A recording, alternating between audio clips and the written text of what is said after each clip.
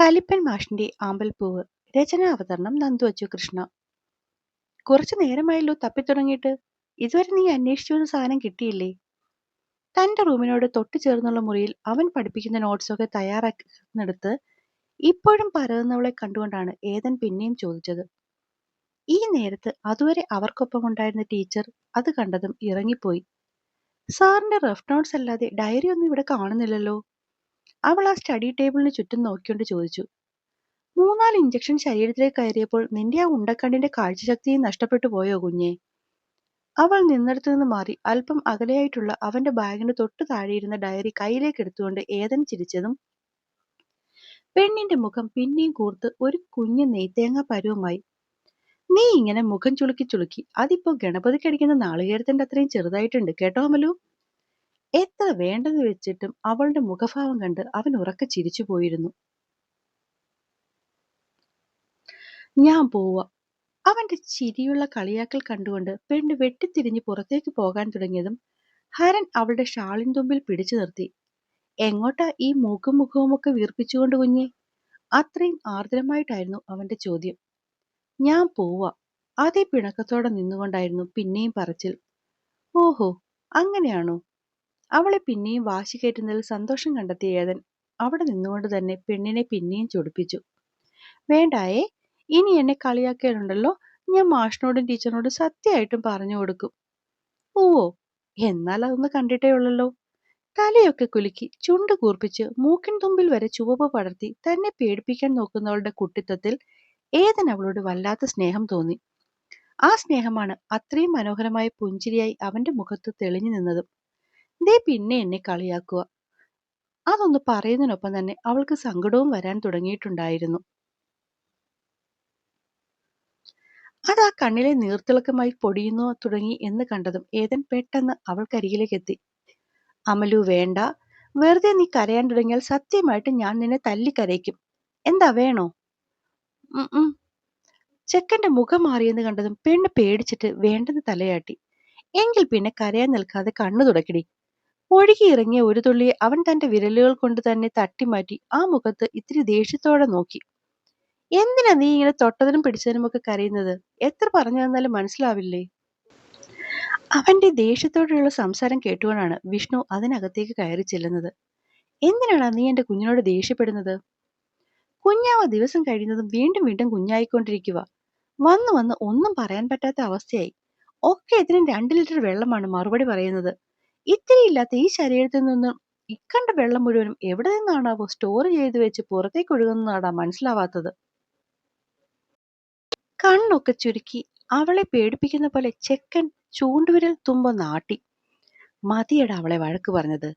പിണങ്ങി നിൽക്കുന്ന അനിയത്തിയെ ഒന്നും കൂടി ചേർത്ത് പിടിച്ചുകൊണ്ട് വിഷ്ണു ചിരിച്ചു. ഉവ്വ, ഈ പോക്കാ പോകുന്നെങ്കിൽ മിക്കവാറും നിന്റെ അനിയത്തി ശരിക്കും വാങ്ങിക്കൂട്ടും. ഞാൻ പറഞ്ഞില്ലെന്ന് വേണ്ട. പിന്നെ പിന്നെ പിന്നെ നീ എന്റെ കൊച്ചിനെ എങ്ങാനും തല്ലിയെന്ന് ഞാൻ അറിയണം. പിന്നെ ഈ കൈവന്ന് ഞാനങ്ങ് വെട്ടില്ലേ? അല്ലെടി കുഞ്ഞെ. തന്നെ ചേർത്ത് പിടിച്ചുകൊണ്ട് ഏട്ടൻ അവനെ വഴക്ക് പറയുന്നത് കേട്ടു തുടങ്ങിയപ്പോൾ മുതൽ പെണ്ണിന്റെ മുഖത്ത് അതുവരെ ഇല്ലാതിരുന്നൊരു ചിരിയാണ്. നോക്കിയേ നോക്കിയേ, ഇത്രയും നേരം എന്റെ മുന്നിൽ പേടിച്ചു നിന്നവളാണ്. ഇപ്പൊ ഏട്ടൻ വന്നു എന്ന് കണ്ടപ്പോൾ അവൾക്ക് എന്താ അഹങ്കാരം! ഏതൻ കണ്ണുരുട്ടിയതും ആമ്പലിന് ചിരിയാണ് വന്നത്.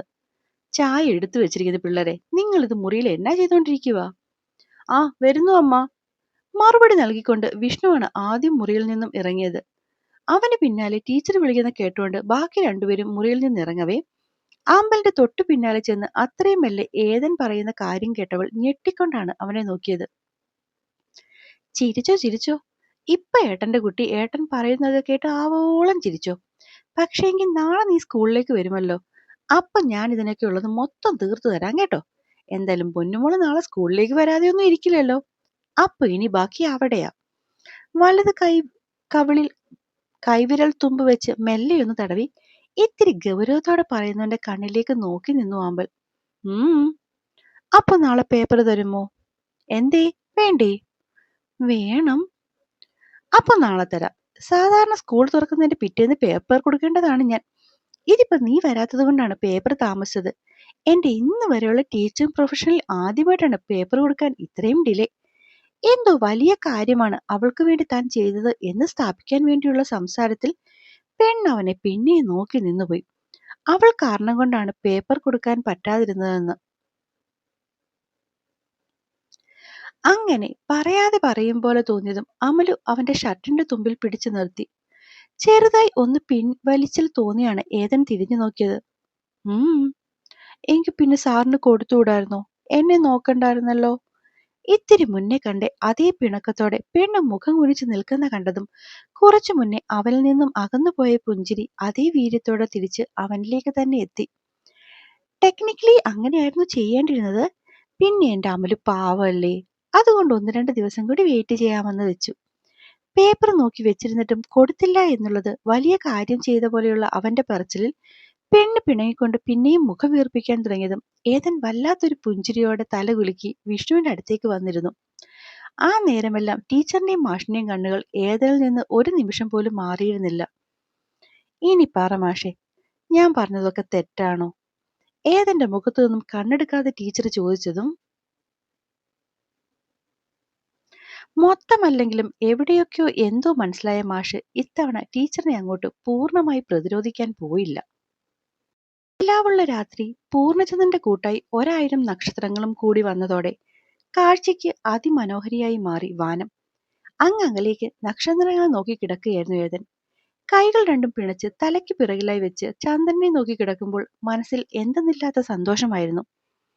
കാരണങ്ങളൊന്നും അറിയില്ല. പക്ഷെ ഇന്നലെയും ഇന്ന് രാവിലെയും ഒന്നുമുണ്ടായിരുന്ന ആ ഒരു വെപ്രാളവും അസ്വസ്ഥതയും ഇപ്പോൾ തന്നിൽ കാണുന്നില്ല.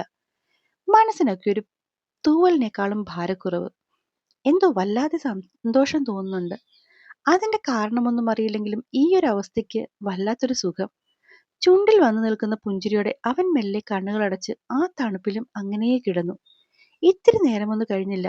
അരികിലെത്തിയ സാമീപ്യത്തിൽ അവന്റെ ചുണ്ടുകൾ വിടർന്നു. എങ്കിലും കണ്ണു തുറന്ന് ചോദിക്കാനോ ഒന്നും കേൾക്കാനോ തോന്നാതെ അവൻ അങ്ങനെ തന്നെ കിടന്നു. അല്പനേരം കഴിഞ്ഞിട്ടും അവൻ കണ്ണു തുറക്കുന്നില്ല എന്ന് കണ്ടാണ് മാഷ് കയ്യിൽ തട്ടി വിളിച്ചത്. ഉറങ്ങിയോ യദു? നിനക്കെന്നാ അകത്തുപോയി കിടന്നുകൂടെ ചെറുക്ക? എന്തിനാ ഈ തണുപ്പിൽ? ഒരു കമ്പിളിപ്പുതപ്പിനുള്ളിലേക്ക് ചൂട് തേടി പോകാൻ പാകത്തിലുള്ള തണുപ്പിലും അങ്ങനെ കിടക്കുന്നവനെ നോക്കി അവനൊപ്പം നിലത്ത് കിടന്ന മാഷ് എഴുന്നേറ്റിരുന്നുകൊണ്ട് ചോദിച്ചു. നല്ല തണുപ്പുണ്ടച്ചാ, അച്ഛൻ അകത്ത് കയറി കിടക്കാൻ നോക്ക്. മാഷ് അരികിൽ വന്ന് കിടന്നതും തണുപ്പിന്റെ ആധിക്യം കൊണ്ട് എഴുന്നേറ്റതുമൊക്കെ അറിഞ്ഞുകൊണ്ട് തന്നെ കണ്ണടച്ചു കിടന്നവൻ അപ്പോഴും കണ്ണു തുറക്കാതെ മെല്ലെ പറഞ്ഞു. ഇങ്ങനെ തണുപ്പിൽ കിടന്ന് പനി വല്ലതുമായാൽ പാടാണ് കേട്ടോ യദു. അതുകൊണ്ടാ അച്ഛനോട് അകത്തുപോയി കിടക്കാൻ പറഞ്ഞത്. അവനോട് പറഞ്ഞതിന് മറുപടി എന്ന പോലെ മാഷിനോട് പറഞ്ഞുകൊണ്ട് അവൻ കണ്ണു തുറന്നു. അതൊക്കെ ഞാൻ കിടന്നോളാം. പക്ഷേ ഈ പക്ഷിക്ക് വേണ്ടിയുള്ള കാത്തിരിപ്പായിരുന്നു ഇതുവരെ എന്ന് പറയും പോലെ അവൻ കണ്ണുകൾ മാഷിന്റെ കണ്ണിലേക്ക് നോട്ടം മാറ്റാതെ തറച്ചു നിന്നു. നീ ഇങ്ങനെ നോട്ടം മാറ്റാതിരുന്നാൽ ഞാൻ എങ്ങനെ ചെയ്തു നിന്നോട് ചോദിക്കാൻ വന്ന കാര്യം ചോദിക്കുന്നത്? തന്നിലേക്കുള്ള അവന്റെ നോട്ടം നേരിടാൻ പറ്റാതെ മാഷ് തലയൊന്ന് വെട്ടിച്ചു. അപ്പൊ ഞാനൊന്ന് തറപ്പിച്ചു നോക്കി.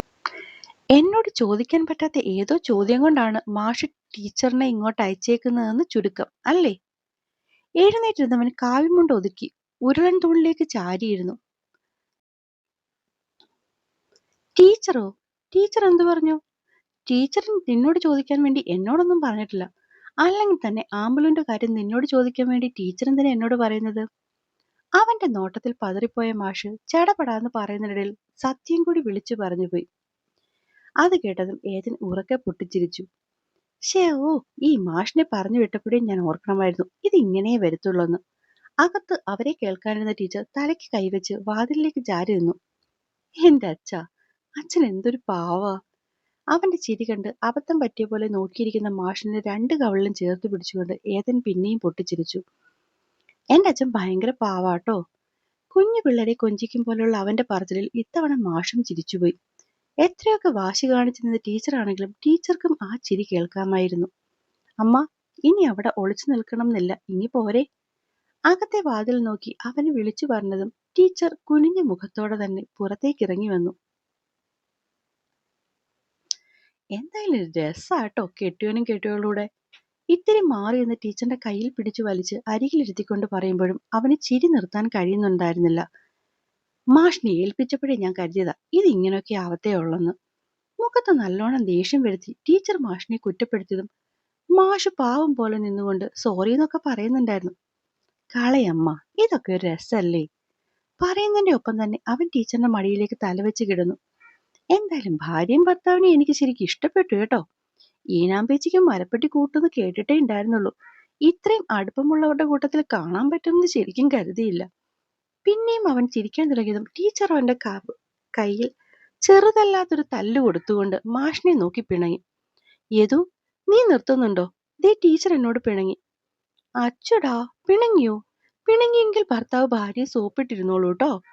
ചെക്കൻ പിന്നെയും കളിയാക്കി ചിരിച്ചു തുടങ്ങിയതും അതുവരെ ദൂരെ ദൂരെ ഇരുന്ന മാഷ് അവന്റെ അടുത്തേക്ക് ചേർന്നിരുന്നു. അതൊക്കെ ഞാൻ സമയം പോലെ മാറ്റിയെടുത്തോളാം. പക്ഷെ അതിനു മുന്നേ നിന്റെ അമ്മയുടെ സംശയങ്ങളുടെ മറുപടി നീ കൊടുക്കണം ഏതോ.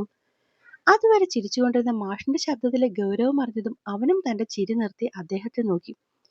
എന്ത് മറുപടി അച്ഛാ ഞാൻ കൊടുക്കുക? ഇന്ന് വൈകുന്നേരം കൂടി അമ്മ ഇതേ കാര്യം എന്നോട് സംസാരിച്ചതാണ്. അപ്പ പറഞ്ഞ മറുപടി ഇപ്പോഴും എനിക്കുള്ളൂ. അല്ലാതെ. അവൻ ടീച്ചറിന്റെ മടിയിൽ നിന്നും എഴുന്നേറ്റിരുന്നു. അപ്പൊ നീ പറയുന്നത് ആ കുട്ടിയെ നീ നിന്റെ സ്റ്റുഡന്റായി കാണുന്നു എന്നല്ലാതെ വേറൊരു ഫീലിങ്സും നിനക്ക് അതിനോടില്ലെന്നാ? ഏ?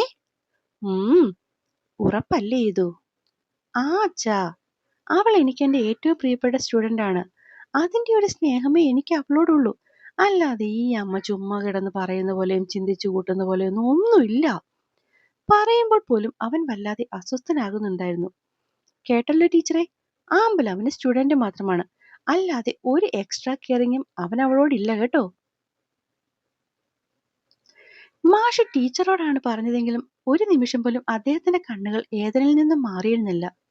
അങ്ങനല്ല അച്ഛാ. അച്ഛൻ അറിയാലോ, ഈ പ്രായത്തിലുള്ള പെൺകുട്ടികൾ അത്യാവശ്യം ഷാർപ്പായിരിക്കുമെന്ന്. എന്തിന്, അവളുടെ കൂട്ടുകാരി രമ്യ പോലും മുന്നിൽ ഒരു കാര്യം വന്നാൽ അതിനെ എങ്ങനെ ഡീല് ചെയ്യുമെന്ന് ചിന്തിക്കുന്നവളാണ്. പക്ഷെ ഈ കഴുത എന്തെങ്കിലും ഒരു കാര്യം വരണ്ട, അതിനു മുമ്പ് പേടിച്ചു വിറച്ച് കൈയും കാലും കുഴഞ്ഞ് വീഴാൻ നിൽക്കും. ആരെങ്കിലും ഒരാളൊന്ന് തുറച്ചു നോക്കിയാൽ പോലും അവിടെ തീരാനുള്ളതേ ഉള്ളൂ അവളുടെ ബോധം. ഇനിയിപ്പോ എന്തെങ്കിലും കാര്യത്തിന് ദേഷ്യപ്പെടാമെന്ന് വെച്ചാൽ കണ്ണ് നിറച്ച് വിതുമ്പി വഴക്ക് പറയാൻ പോയ ആളെ തന്നെ പ്രശ്നത്തിലാക്കും പെണ്ണ്. തലയൊന്ന് കുടഞ്ഞു ഏതൻ. ഒറ്റയ്ക്കൊരു കാര്യം ചെയ്യാൻ അവൾക്ക് അറിയില്ലച്ചാ.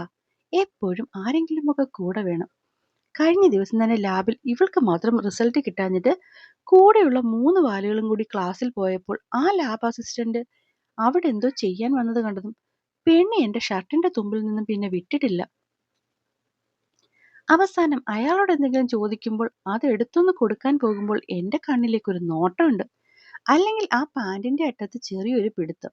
അപ്പോഴേ അറിയാം ഒറ്റയ്ക്കാക്കി പോകല്ലേ എന്നാ പറയുന്നതെന്ന്. അങ്ങനെയുള്ള അവളെ ഞാൻ പ്രൊട്ടക്ട് ചെയ്യുന്നതിനാണ് ഈ അമ്മ പ്രേമം പ്രണയം എന്നൊക്കെ പറഞ്ഞ് വഴക്കിന് വരുന്നത്. തൊട്ടതിനും പിടിച്ചതിനും ഒക്കെ പേടിയുള്ള അവളെ എവിടെയും ഒറ്റയ്ക്കാക്കാതെ ഞാൻ കൊണ്ടു നടക്കുന്നതിനാണോ ഈ അമ്മ ഈ വേണ്ടാതിനമൊക്കെ പറയുന്നത്? ക്ലാസ്സിലെ ഫ്രണ്ട്സ് പോലും എന്തെങ്കിലും പറഞ്ഞാൽ അതിന് കരയാൻ നിൽക്കുന്നവളെ അറിയാത്ത ആൾക്കാരുടെ മുന്നിൽ ഒറ്റയ്ക്ക് വിടാതെ ഞാൻ ഒപ്പം നിർത്തുന്നതാ ഈ അമ്മയ്ക്ക് ഞാൻ കണ്ടുപിടിച്ച പ്രേമം. പറയുമ്പോൾ അവൻ വിറയ്ക്കുന്നുണ്ടായിരുന്നു. അതുകൊണ്ട് അച്ഛൻ അമ്മയെ വൃത്തിയായി ഒന്ന് ഉപദേശിക്ക്. പറഞ്ഞുകൊണ്ട് അവൻ ദേഷ്യത്തോടെ രണ്ടുപേരെയും നോക്കി എഴുന്നേറ്റിരുന്നു. എടാ, കഴിഞ്ഞ ദിവസം ആ ഷീല ടീച്ചറിനോട് ആമ്പലിന്റെ പേരിൽ വഴക്കുണ്ടാക്കിയോ? ഓർത്തെടുക്കും പോലെ ടീച്ചർ ചോദിച്ചു. വഴക്കുണ്ടാക്കാതെ പിന്നെ. ഒരു കാര്യമില്ലെങ്കിലും ആ ടീച്ചറിന് അവളെ കാണുമ്പോൾ എന്തെങ്കിലും പറയാതെ ഒക്കില്ല. മറ്റു പിള്ളേരെ അപേക്ഷിച്ച് ഒരു വഴക്കിനും ബഹളത്തിനും പോകാത്ത പെണ്ണാ അത്. അപ്പൊ പിന്നെ അവളെ പറയേണ്ട കാര്യമെന്താ ടീച്ചറിന്? ഇനിയിപ്പോ അവളെ അത്രയ്ക്ക് എന്തെങ്കിലും പറയാനുണ്ടെങ്കിൽ എന്നോട് വന്ന് പറയട്ടെ. അപ്പൊ ഞാൻ പറഞ്ഞോളാം അവളോട്. അല്ലാതെ വരുന്നവരും പോകുന്നവരുമൊന്നും അവളെ ഒന്നും പറയണ്ട. ഏതെന്റെ മുഖം കയറി ചുവന്നു. അപ്പൊ നീ പറയുന്നത് അവളെ ആരും ഒന്നും പറയരുത് എന്നാണോ? മാഷി ചിരിച്ചു. അതെ, ആരും ഒന്നും പറയണ്ട. എന്തെങ്കിലും ഉണ്ടെങ്കിൽ ഞാൻ പറഞ്ഞോളാം. ദേഷ്യം പിടിച്ചവൻ അവരെ ഒന്ന് നോക്കി തുള്ളിക്കൊണ്ട് അകത്തേക്ക് കയറിപ്പോയി. എങ്ങനുണ്ട്? ഇപ്പൊ മാഷിനെല്ലാം മനസ്സിലായല്ലോ അല്ലേ? മനസ്സിലായി. ടീച്ചറിന്റെ ചോദ്യത്തിൽ അദ്ദേഹം നീട്ടിയൊന്ന് മൂളി. അപ്പൊ നമ്മുടെ മോന് പ്രേമമൊന്നും ഇല്ലല്ലോ അല്ലേ? ഏയ്, എവിടുന്ന്? നമ്മുടെ മോൻ ആ കൊച്ചിനെ ഇഷ്ടേയല്ല. പറയുമ്പോൾ ടീച്ചറും മാഷും അറിയാതെ ചിരിച്ചുപോയി. ഇവൻ ആ കുട്ടിയോട് ഇഷ്ടമല്ല ടീച്ചറെ. ഒരുതരം ഭ്രാന്ത. പക്ഷെ അവനത് തിരിച്ചറിയുന്നില്ലെന്ന് മാത്രം. അപ്പോൾ എന്നെ വായിക്കുകയും കേൾക്കുകയും ചെയ്യുന്ന എൻ്റെ കൂട്ടുകാര് കഥ ഇഷ്ടമാകുന്നുണ്ടെങ്കിൽ സബ്സ്ക്രൈബ് ചെയ്യാൻ മറക്കല്ലേ. അങ്ങനെ ചെയ്താൽ മാത്രമേ നിങ്ങൾക്ക് അടുത്ത ഭാഗം വേഗത്തിൽ കിട്ടത്തുള്ളൂ. അങ്ങനെ എന്നെ വായിക്കുന്ന എൻ്റെ എല്ലാ കൂട്ടുകാരും ഒന്ന് സബ്സ്ക്രൈബ് ചെയ്യണേ. നന്ദി.